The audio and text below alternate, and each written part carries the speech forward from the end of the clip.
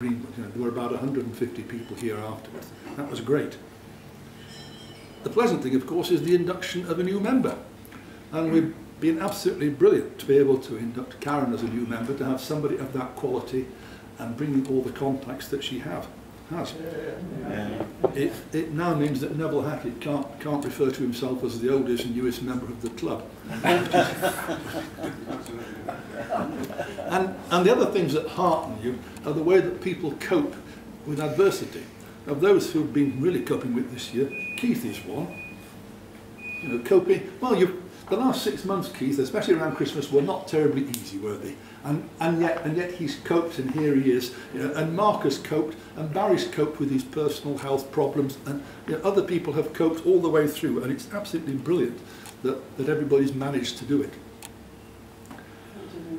One of the things that presidents like to have around them is competent people. And there are two people whose efforts would go unsung normally. And they are the people who make these weekly meetings happen. One of them is here, there's Lindsay here today. Makes it happen. Even though he's had one or two differences of opinion with members over what constitutes due notice of not being here. Shame. And of course, when Lindsay himself has not been here, he's been helped by the man in the deck chair suit.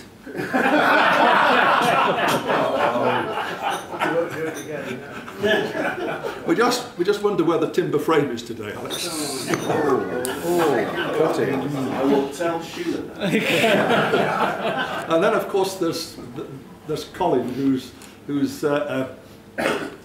been quite efficient for the last 3 years of making sure that this thing happens. And it's all too easy not to recognise these people. Now, what about the various committee chairmen? Jim has led it with huge determination, sometimes almost too much determination, so that he's had to do things which are beyond the normal call of duty. But he's kept it all up, hasn't he? Plant sales, Christmas collections, ambulance escort, taking elderly ladies out, etc. As well as the involvement in the community, and the public recognition of that involvement in the community came with the award of the District Community Service Award, for which we thank Peter in particular. I just want to pick out two of the stats that Jim gave me. That Convoc raised over £9,000 from its various activities, and club members and friends gave 527 hours of time on club activities, which I think is absolutely brilliant. Roger, what have you done, Roger, this year? Raising £50,000 at district level for a start, as well as running the international side of this club. I appreciate that your visit to Uganda turned out to be a bit of a busman's holiday, didn't it? And maybe next year as well. But we've had the End Polio campaign, E-Ranger, Trade Aid, emergency boxes, Mary's Meals, etc. And we have raised funds over more than 1 year, but this year we've donated more than £13,000 to various causes. We've exceeded the required contribution to foundation. And then there are the other things that happen where we don't put anything into our accounts. We've had 280 boxes, was it? Yep. 280 shoe boxes filled. You know, and if that is say £15 to fill the box, it's a tremendous contribution by the people, school children filling them, albeit out of their parents' pockets. New Generations, I think, follows what is set by the district.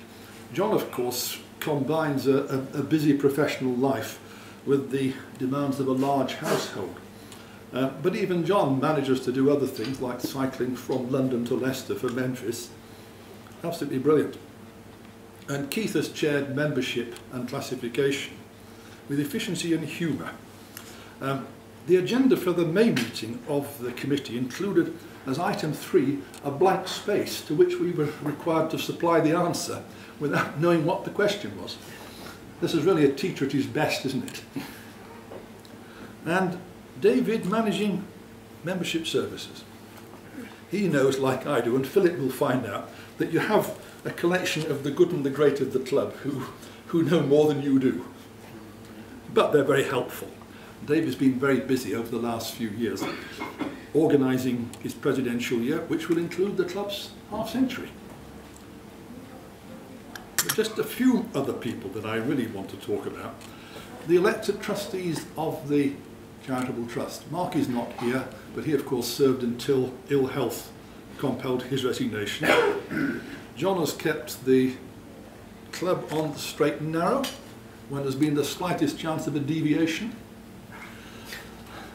Mark has been succeeded by Jeff. Now I've known Jeff for 35 years, isn't it? That's all. That's all, 35 years.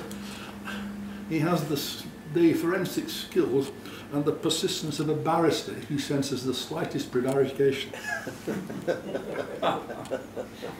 And Terry has completed his 3 years as AG, but without you knowing about it, but other presidents will know what I mean. He's been a great source of encouragement and advice to me.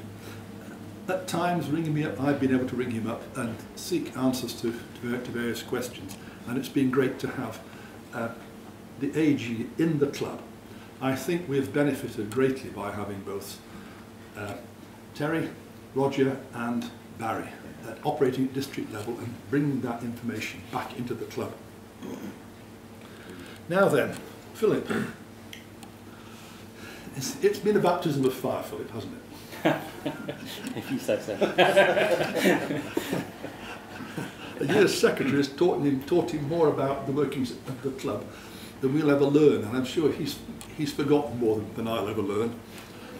He just shouldn't have sat next to me on that trip to BMW at Oxford 18 months ago. And Barry's not here today. Barry thought he was winding out of his role as district secretary, but he's been summoned to a meeting at RIBI's Ulster. I honestly don't know how Barry has done it this last year, and I'm sure you don't. To act as club treasurer and district secretary, and the way that he's performed both those offices with efficiency and humour, and he's kept up with his other interests and his family commitments, at the same time as coping with the most difficult personal health problems. You know, you can probably, around Christmas time, the world must have appeared absolutely black to Barry. But the club's been fortunate to have him as a member, and as has District 1070 to have him there for so many years on the committee, and at the last district assembly in April he had a deserved standing ovation. Yeah. So that's it really, isn't it? Except to say that I remember talking to John Griffin several months after he became a member of this club, and he said to me, they're all so friendly. And I found the same when I joined the club. And when retirement arrived and every day became a Saturday, and I was able to participate more fully in the club, that friendship increased, and for that friendship I thank you all. So, good health to you all.